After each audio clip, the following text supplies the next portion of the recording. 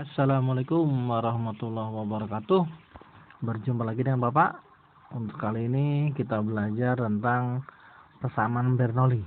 Kelanjutan dari yang kemarin yang kita bahas tentang persamaan kontinuitas. Nah, kalau untuk Bernoulli itu istilah lain hampir mirip lah atau sama dengan hukum kekekalan energi mekanik. Kenapa? Karena pada dasarnya kalau misalkan kita lihat pada gambar, ada peralon atau pipa yang mempunyai luas penampang yang berbeda. Secara alami, misalkan kita ambil contoh air. Secara alami, air itu akan mengalir dari atas ke bawah. Itu secara alami. Bisa nggak kalau misalkan airnya itu mengalir dari bawah ke atas? Kalau secara alami tidak bisa. Bisa dengan cara apa? Kita beri gaya. Kalau kita beri gaya, otomatis dia akan melakukan usaha. Kalau dia melakukan usaha, maka membutuhkan yang namanya energi.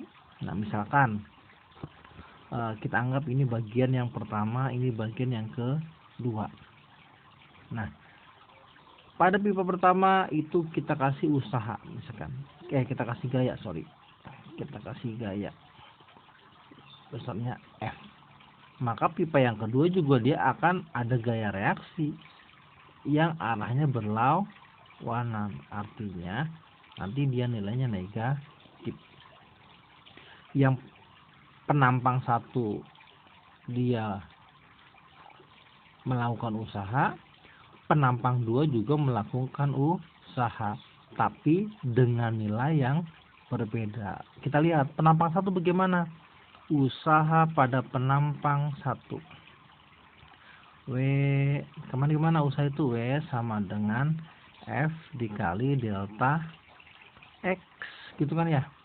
Delta X nya anggap aja ini delta X, ini delta X pada yang kedua, ini pada yang pertama. Jadi gimana? Yang namanya F itu gaya itu adalah tekanan dikalikan dengan luas penampang, P dikali A dikali delta X. Kalau kita perhatikan A dengan delta X, karena pipa itu berbentuk silinder, jadi luas penampang dikalikan dengan jarak atau tinggi, itu disebut juga dengan volume. Jadi kalau gitu W sama dengan P dikali volume. Itu untuk usaha pada penampang yang pertama. Bagaimana kalau penampang yang kedua?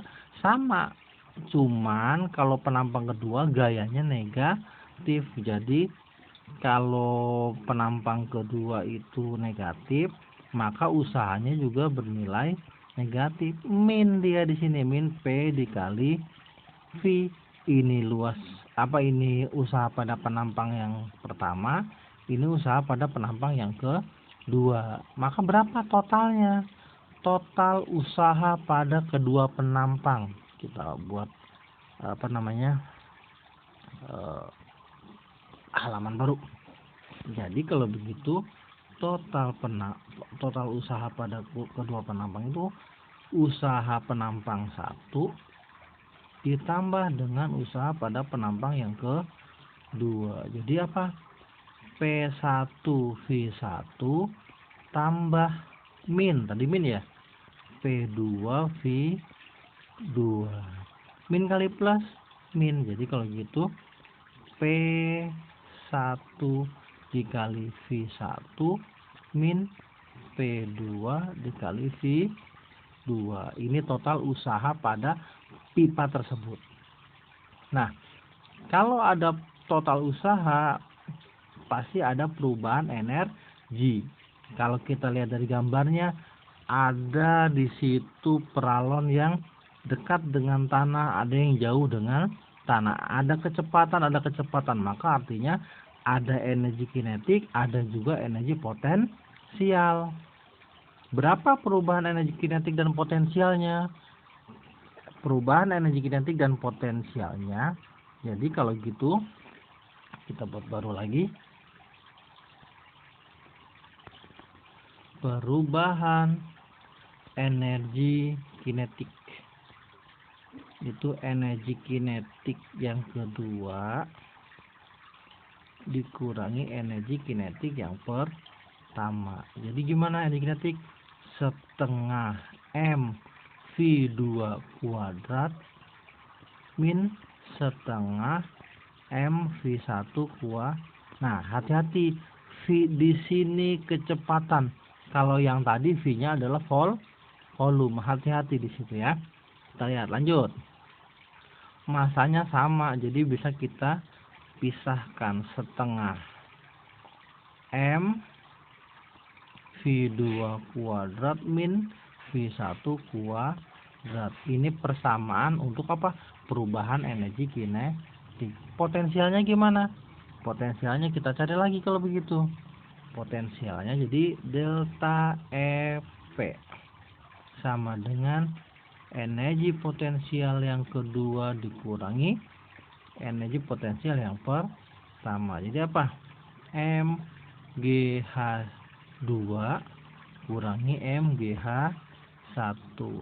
MG-nya sama, jadi MGH2 dikurangi H1. Ini perubahan energi potensial. Kalau mekaniknya gimana? Mekaniknya jadi artinya kalau begitu besarnya perubahan energi mekanik itu sama dengan total dari usaha yang dilakukan. Kita lihat. Jadi kalau gitu sigma usaha, total usaha sama dengan perubahan energi mekanik. Tadi delta jumlah usaha gimana? Kita lihat jumlah usaha itu nah ini P1 V1 dikira P2 V2. Jadi sini kalau gitu P1 dikali V1 min P2 dikali V2 sama dengan delta M. Delta M itu adalah apa? Perubahan energi kinetik tambah perubahan energi potensial. Jadi kalau gitu gimana? P1 V1 min P2 V2 sama dengan tadi di delta EK gimana? Setengah M V2 kuadrat dikurangi setengah M V1 kuadrat, terus yang potensial plus MGH2 dikurangi MGH1. Nah sekarang yang satu kita pindahkan ke kiri semua, yang dua kita pindahkan ke sebelah kanan semua. Jadi kalau gitu P1 V1. Nah ini satu nih pindahin, tadinya min, dia jadi apa? Jadi ini min jadi plus setengah MV1 kuadrat. Ada lagi, nah ini ada H1, ini min, jadi pindahkan jadi plus kembali, plus MGH1 sama dengan, nah ini P2 min, kita pindahkan kanan, dia jadi positif, P2 kali V2. Ini sudah di sebelah kanan, plus setengah MV2 kuadrat plus MGH2. Nah masing-masing ruas dibagi dengan volume. Dibagi dengan volume jadi gimana? Kita buat sketch yang baru lagi. Jadi kalau gitu P1 V1 per V plus setengah MV1 kuadrat per V plus MGH1 per V sama dengan P2 V2 per V plus setengah M V2 kuadrat per V plus M GH2 per V. V hilang, habis, jadi P1. M per V itu apa? M per V itu adalah massa jenis, jadi P1 plus setengah rho V1 kuadrat plus ini juga sama massa jenis, rho GH1 sama dengan ini, habis dicoret, P2 plus apa, massa jenis ya, setengah rho V2 kuadrat plus rho GH2.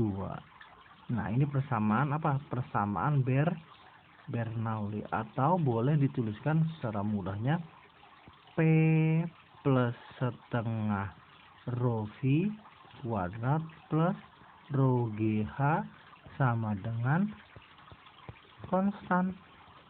Ini persamaan Bernoulli. Nah, apa aplikasi persamaan Bernoulli dalam kehidupan sehari-hari? Contoh mudahnya adalah pesawat terbang. Kenapa pesawat terbang bisa terbang? Itu menggunakan konsep persamaan Bernoulli. Nah, nanti kita bahas lebih lanjut lagi. Sampai sini kira-kira kalau ada yang perlu ditanyakan, silahkan tanyakan ke Bapak. Ya, cukup sekian. Terima kasih. Wassalamualaikum warahmatullahi wabarakatuh.